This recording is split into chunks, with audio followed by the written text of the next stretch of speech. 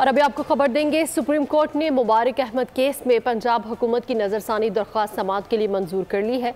Supreme court ने पंजाब हुकूमत को 26 फरवरी के लिए नोटिस भी जारी कर दिया। पंजाब हुकूमत का कहना था कि आर्टिकल 20 के तहत मजहबी आज़ादी लामहदूद नहीं है। वजाहत न होने से फैसले का तासुर गलत गया। चीफ जस्टिस काजी फायजीसा ने कहा कि मजहबी आज़ादी पब्लिक ऑर्डर और अखलाकियात से मशरूत है।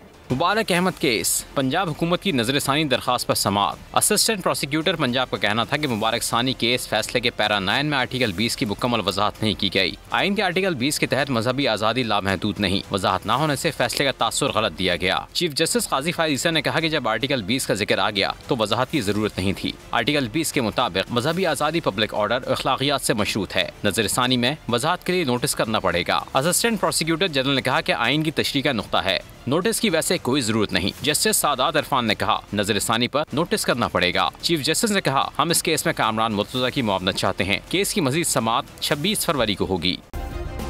सब्सक्राइब करें और बेल दबाएं ताकि कोई खबर रह न जाए।